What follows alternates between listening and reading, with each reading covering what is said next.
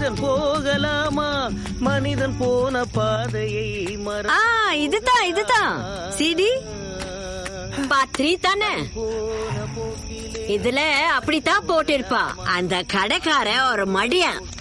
ஒரு தடவை அவர்கிட்ட ப்ளூ வெல்வெட்னு ஒரு பிக்சர் கேட்ட.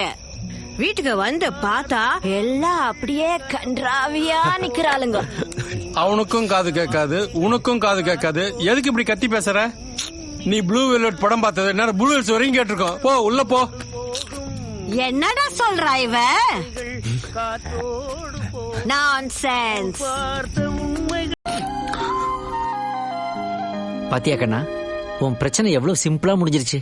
வாழ்க்கைங்கிறது ஒரு வாழைக்காய் மாறிடா. அதை நேரா வெட்டினா பஜ்ஜி, குறுக்க வெட்டினா சிப்ஸ், அவ்வளவுதான்.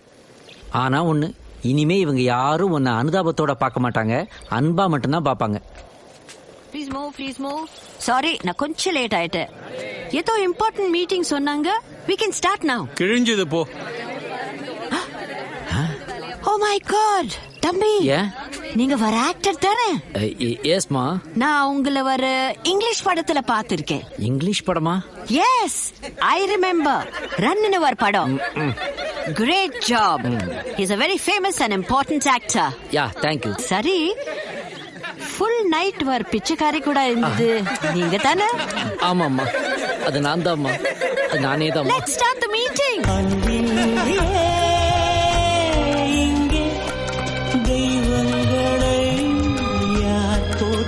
கண்ணனுக்கு தங்கறதுக்கு இடம் பார்த்து கொடுத்தது மட்டும்தான் நான். அவனுக்கு வாழ்க்கை கொடுத்தது நீங்க தான். காயங்களை